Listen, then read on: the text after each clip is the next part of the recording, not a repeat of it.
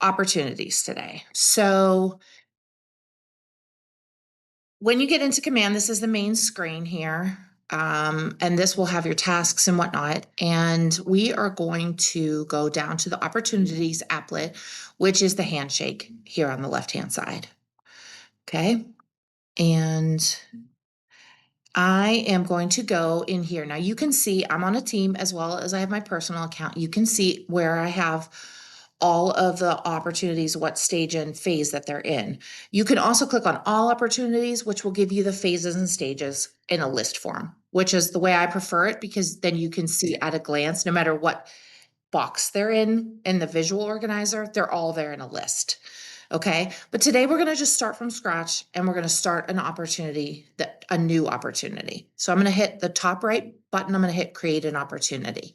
And the one thing you really should know about this, if you take nothing else away from this class today, is that you must start the opportunity in command if you want it to talk to your service provider. So we have Dotloop and DocuSign that can be attached there now. Coming in June will be Lone Wolf Technologies.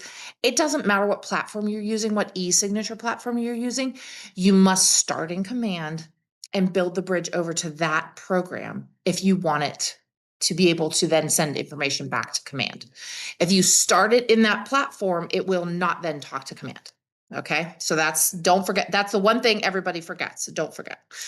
Okay, so I am going to just start here. Market Center is everybody's Pittsburgh South. The only reason that there's a choice there is if someone like the person I was talking about is an agent in more than one market center. We have an agent that's licensed in Ohio as well as Pennsylvania. So she would have access to create in either side depending on where she's doing this transaction. So we're all Pittsburgh South here. If you're on a team, you would select your team. The opportunity type, I'm just going to choose buyer today, just for new agents tend to have more buyers than listings. So I'm going to start with a buyer. Either one is fine. Your owner should be your name. If you are on a team, you would be able to assign the owner as someone else. So that's an opportunity there. So under buyer, we are going to start typing our buyer's name. Now, when I type in my buyer's name, Snow White, I have to do something that is a green action. Green is like your go button when it comes to transactions. So I can either add a new contact for Snow White, or I can select one of these green names here if I've already got Snow White in my database. But I can't just hit the enter key because if I do that, it will not save it. Okay. So I'm going to choose Snow White here. And then I can also add a second buyer if I wanted. And under this one, we're going to pick a name that's not in my database. So I'm going to show you the other side of the coin. Okay. When I pick Snow White, I put her in here and it brings in her email address and her phone number that I already have linked from her contact record. Now I'm going to add a buyer. I always have a really hard time because I got a lot of fictional characters in here. So we're going to have, I don't think I have any dwarfs in here, so I'm going to have a sneezy in here as my second buyer. And now, as you can see, there's no choices because I don't have that one in my account already in my contacts. So I'm going to add a new contact. So when I do that, again, use that green action and I'm going to click on add a new contact. When I do that, you'll see email and phone number fields pop up. Okay. So I'm just going to make up an email address just so that it goes forward. And I'm not going to put a phone number. I'm going to see if it will let me do it without. So I'm going to say, at this point, I'm going to say, create this contact. Okay. So now I've got both my buyers in there and it will have created a contact record for this new buyer. Okay. Okay.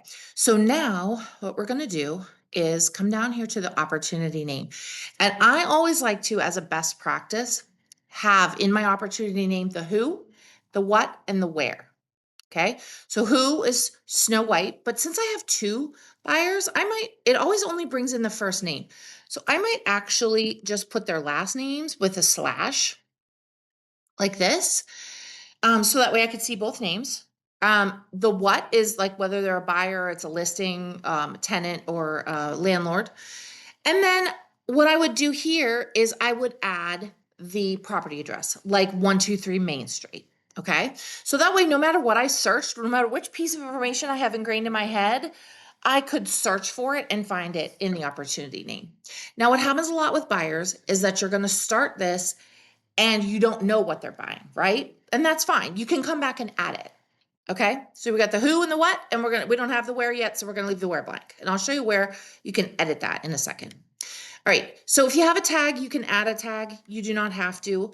The only things that you have to absolutely fill on to move forward are these ones with the red asterisk. Okay. So if you know how fast they need to close, you can put that date there. If you know that their budget is $250,000, that's what their pre-approval says. You can put that in there. Good piece of information for you, not required. Okay. Your commission rate. You should have a commission rate in here. So whatever your buyer agency is going to say, 3%, 2%, 1%, 10%, whatever works for you, you could put that in here, or you could put in your minimum amount. Like if you say, I'm not taking on any buyers without at least $1,000 commission rate, whatever your choice is, you're going to put it here. So you're going to fill out one or both of those. Now, opportunity phase and stage. The phases come right from Gary Keller's Millionaire Real Estate Agent book. Okay.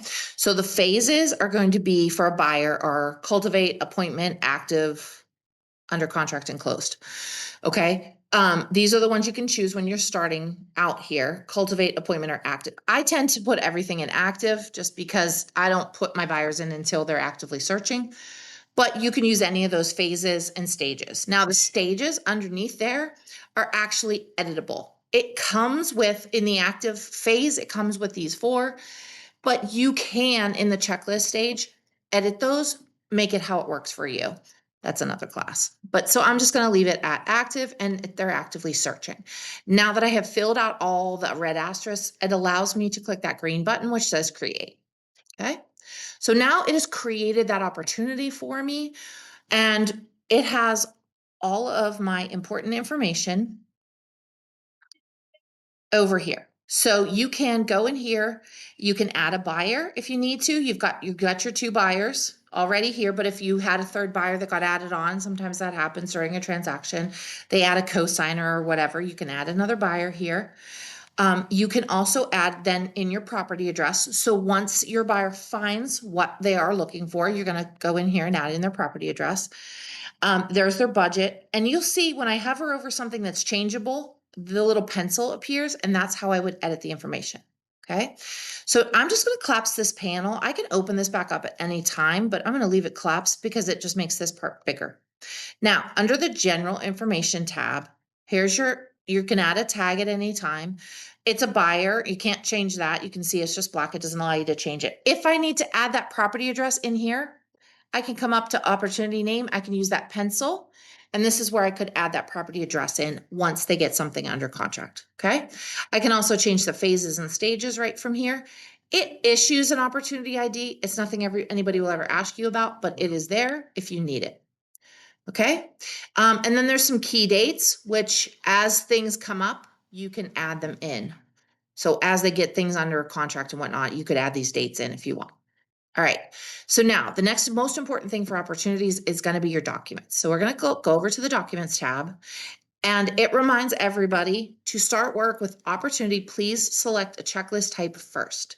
Okay. So now what you need to do is come over here and pick a checklist type. And this is going to be a residential purchase. We do sometimes do the other ones, but most commonly it's a residential purchase. That's what we're going to play with today. Okay, so now you can see we have 3 tabs underneath there. Consultation, which amounts to the main forms that you do with a buyer before you even take them out looking at anything. Your buyer agency contract or your non-exclusive buyer agency contract, that's where those would go. Your wire fraud, your admin form, or in our new form as of started in September is a combined form that has both of those in one. So if you have both of those, it would be one form instead of 2. And then your consumer notice. So all 4 of those have to be filled out before you take any buyers out to see anything. Okay, so now I've got those under the consultation tab. Once I have these filled out with my client, I can submit this one tab to the Market Center for review if I'm ready. Or I can just leave it sitting out there until they find what they're looking for and then submit both pieces at the same time. Okay. Now, you'll notice that next to each thing, this is your compliance checklist. So next to each thing, it's going to tell you whether it's required, conditional, or optional. Okay. If it is conditional or optional, it will have a little I in a circle next to it. And if I hover over that I, it tells me what is the condition under which I would have to submit this document. So in this case, this is the wire fraud notice, or if separate from the admin form. Okay. So it used to be two forms, and we still have some people that got under contract like last summer or before that maybe have filled out the two separate forms. Anybody you start working with after September 1st should have the combined wire and admin form with that new admin price, the admin fee. So the condition is utilize this slot if you have separate wire fraud and admin forms. Transactions started after September 2025 should be utilizing the combined form with the new admin fee. Okay, there's no guesses. I'll show you, there's a couple optional ones on the next tab.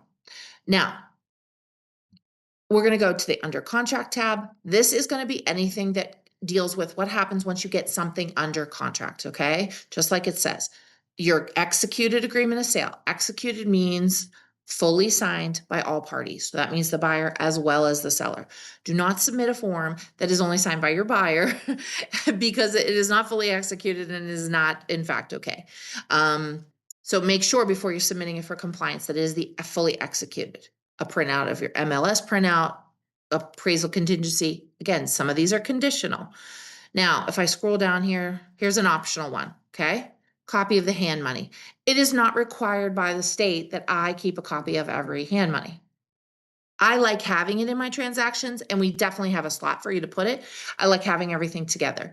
Think of this as your filing cabinet. Command does not care what transaction software you use to sign your documents. It doesn't care if you use a pen and paper and you wet sign it and scan it, or if you use Dotloop or DocuSign or Lone Wolf or zip forms or anything else out there.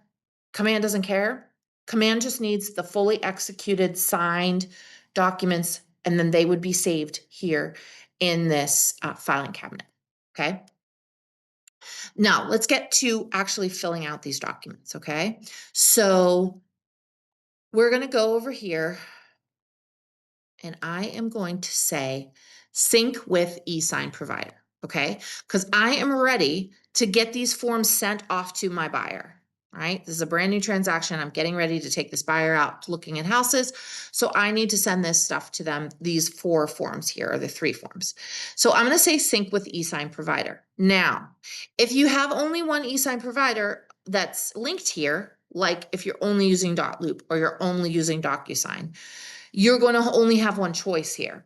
And when I say sync with eSign provider, there's not going to be a down arrow. You're just going to click it and off it's going to go. So mine's going to look a little different than that. Mine, I have 2 attached here because of my teaching. I do use both. So I'm going to click sync with eSign provider, and then it's going to give me this little drop down that lets me choose where I'm going to go. Either one of them, again, is fine. I'm going to go to Dotloop because Dotloop will allow me to bring in unsigned docs into my compliance checklist. So we're going to be able to run through the whole process, close the circle here today. So that's why I'm doing Dotloop, but it does not matter.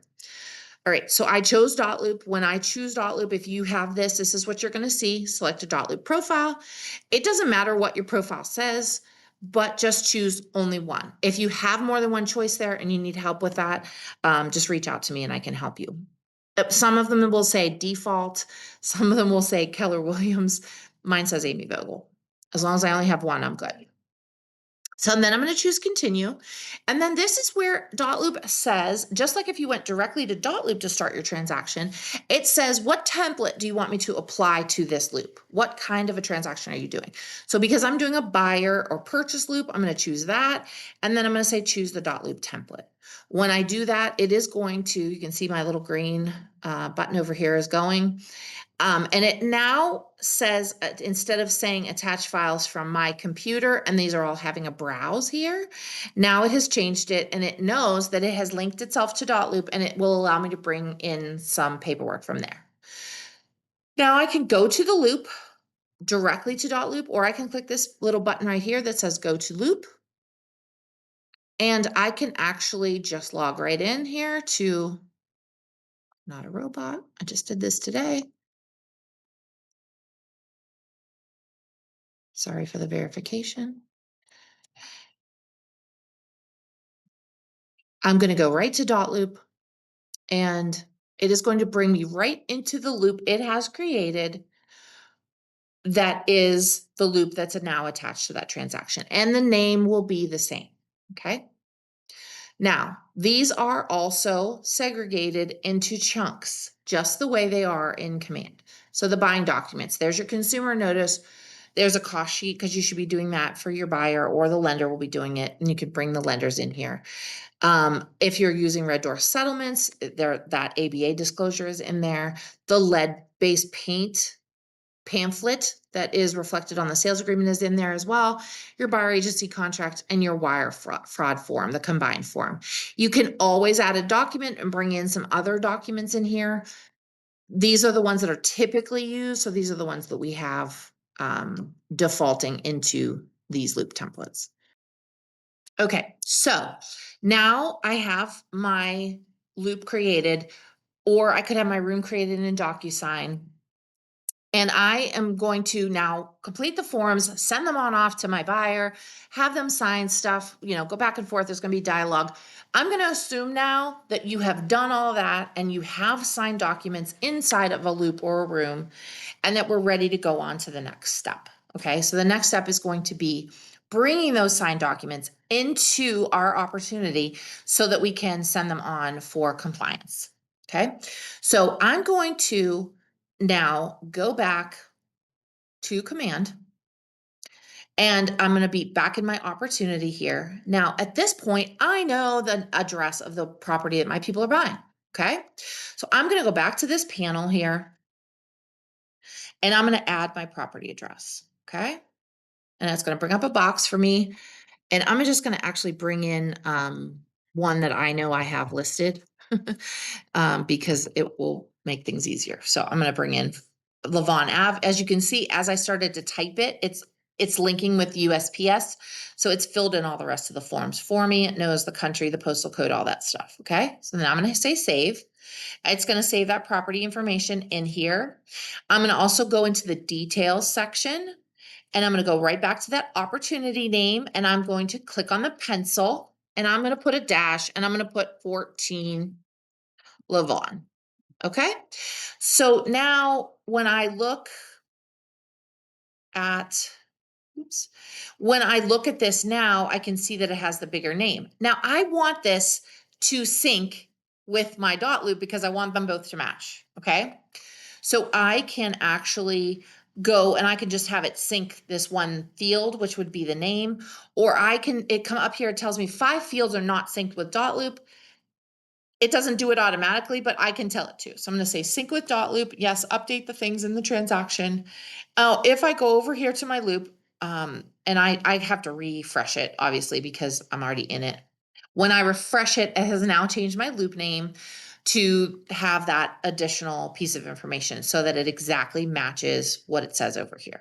Okay. All right. So now I'm going to go back here. I'm going to collapse this panel again. I'm going to go back to my documents section. I am ready. I have these people under contract. Everything is smooth sailing. No problems at all. And I am going to now send this to my market center for compliance. So I'm going to start with the consultation, and I can go over here to consumer notice. And now that my things are linked, I have built that bridge in between. I can just go to this little down arrow here, and in the buying documents, which is the same name as you can see is here. Okay. So I'm going to go to buying documents, and I'm going to go to consumer notice, and I'm just going to click on it right here.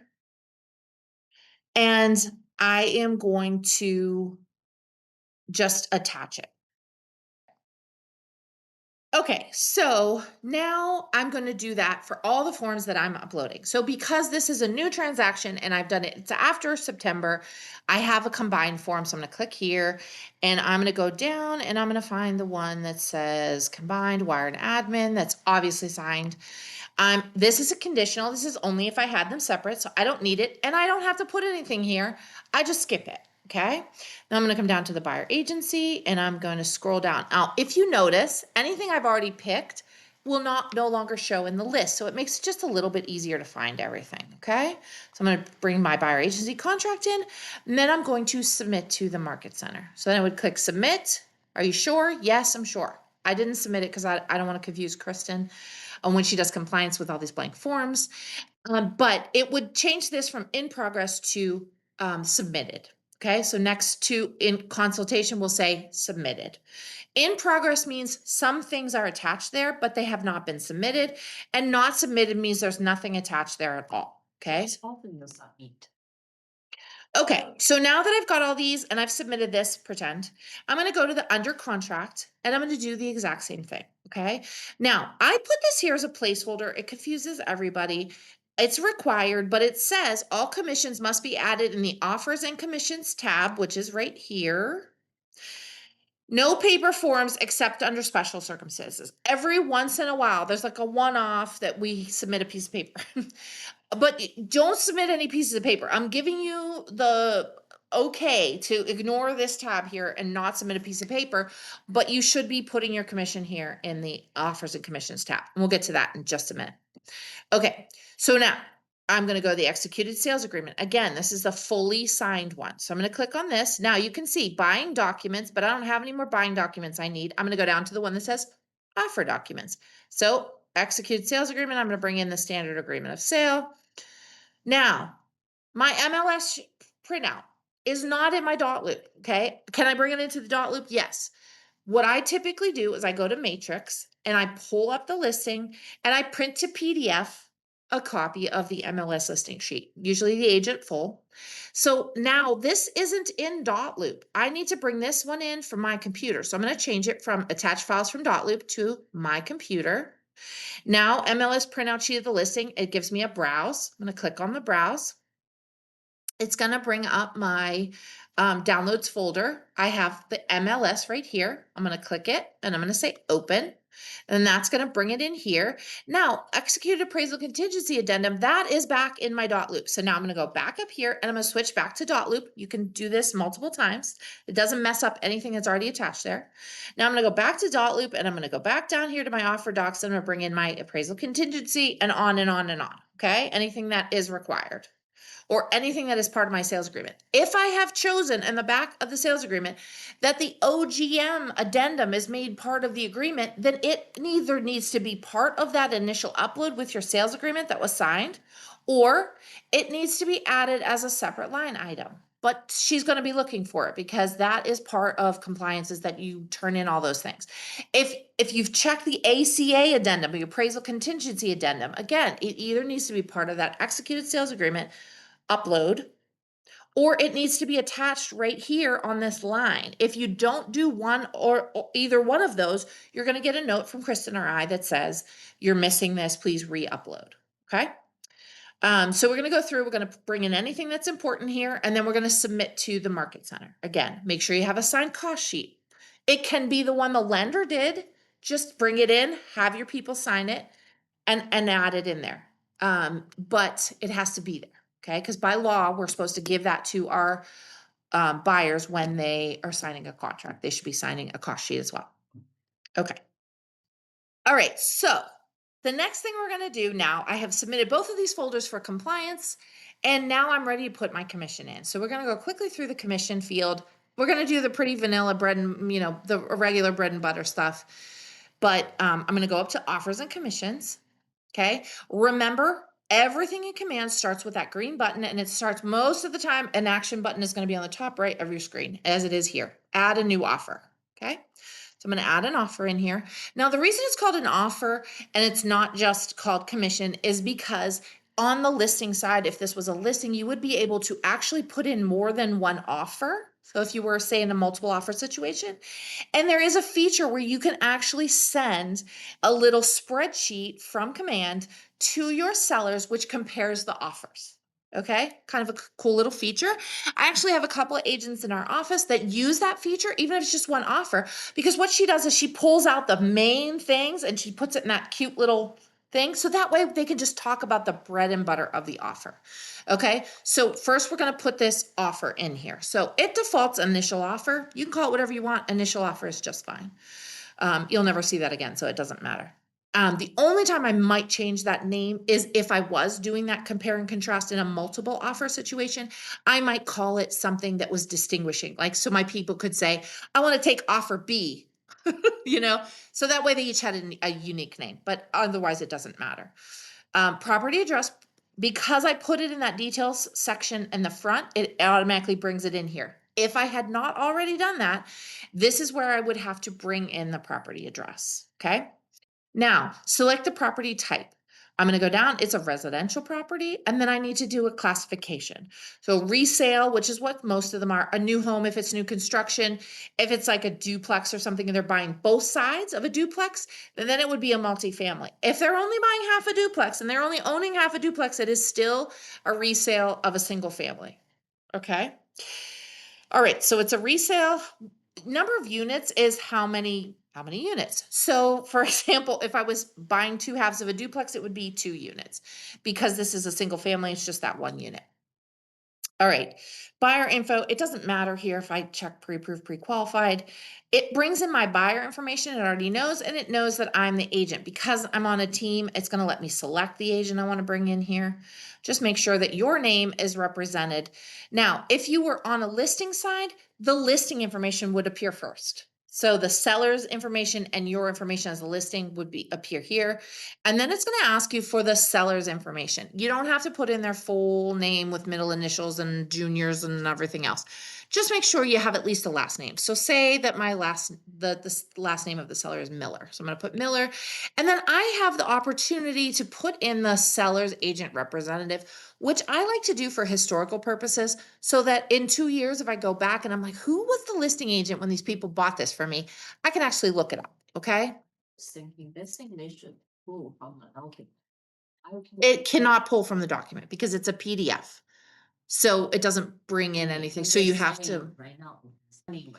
okay, so it doesn't pull anything in for you automatically. So you've got to just type it in. Okay. You don't have to type in the last name, but sometimes I do like to put in what brokerage that they're from, but I don't have to. I don't even have to put their name. But you do need at least the last name of the seller or buyer on the opposite side. Now, here is the sales price. This is what I said their budget was, okay? Now, this one I brought in was just like a $75,000 listing. So I'm just going to change the sales price to what it is that they're actually buying. I hit the tab key. I know it looks like there's a 0 here for cash, but it's going to make me type something. So I always just tab over and I hit the 0. It doesn't matter if you put it in sales price or you put it in cash, but it will default over to the finance amount. It will add the two together. So you could put it in separate, but you just want to make sure the total is what your full sales price is. Okay. Don't worry about seller assist or anything here. This is your full sales price. Okay. Now, earnest money percentage. When you have the buyer, I suggest that you put in this information. So you could put it as a percent, like they put 1% down, or if it's not an exact percent, like say on this one, they got $1,000. I'm just going to type it in as the earnest amount. And now I have the choice whether it is or is not being held by the market center. So if we have it here at the market center, I just put held by the market center. It's good. It's a good reminder for me and for Matt that it is being held here. Typically, if you have the buyer. Typically, if your you home have is the at- Typically, yes. Typically, if you have the buyer, then we would be holding the hand money. The other choice would be that the title agent could hold the hand money. There are brokerages out there where the buyer would be with one of those brokerages that doesn't have an actual office. In that case, they might actually ask you to hold the hand money. Okay. So again, it can come up no matter what side you're on. All right. So your commission rate defaulted in there. I typed in the beginning that my commission was $1,000. Okay. For this buyer. Now I can say that I'm getting 3% of the transaction, which is going to change that to $2,250. Or I can actually, this would be where I would put in what my commission would be. So if it's a $75,000 sale and I'm getting commission on the net, so say there's seller assist involved, maybe I'm not getting a full 3%. Maybe I'm getting they got $3,000 in seller assist. So I'm going to use my handy dandy calculator, AKA my phone, and I am going to figure out what exactly that comes down to based on the net. And then I can manually change that amount right here. Okay. So I can change it to, 2150, whatever it is. Just make sure that your commission in here is the rate you're expecting to get, is the amount of a check that is supposed to be arriving here at the market center. Okay. Contract date, it does not have an asterisk. I'm going to tell you, it will ask you for it in a minute. So go ahead and put it in. So 2/1/2026. I'm just guessing. Oh, not 21, 2/1. It did not like that at all, did it? Okay. Or 2/12. How about that? Okay. And now your close date, we're going to tell it when it's going to close. I did it again. You know what? I typed the dash of the slash and it did not like that. Okay. So now I can also go over here and I can use this and I can just click it, but I had to make it difficult. All right. So now if you add the contingencies here, then it will send you a reminder when you hit certain milestones. So only put a contingency here if you want a reminder about a contingency. Otherwise, feel free to skip this part. Okay. Now, once I've got that done, I'm going to say create and accept the offer. Okay. Now, sometimes it gives you an error about the KWLS. In this case, it did not. It found it and it matched it. If it gives you an error, you're just going to go back to the top and you're going to select from the KWLS and you're just going to manually make that connection for your listing or your buyer. Okay, so now I'm coming over here to my commission overview. And if my commission is correct and I have updated it, I can just hit submit right here and it goes right to Matt.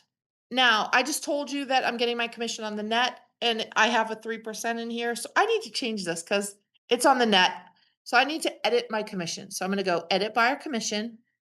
Okay. So my commission rate is 3%. So say it is $75,000 and I'm going to subtract $3,000. Okay. So $72,000 times 0.03 or 3%. My commission is 2160. Okay. So I need to actually come over here where it says commission amount and I need to change that to 2160. Okay. Now you see, I get this little, oh my God, your math isn't mathin'. Okay. Total agent commissions exceed commission amount by $90. So it's telling me there's a difference. So what I do now, how I fix that is I come down here to where my name is and I say update. Okay. And what I'm going to do is I'm going to scroll to the top. Hold on. I got to move my little screen here. And it's going to have my agent gross commission. It defaulted that 2250 because that's what it thought I should get. Right.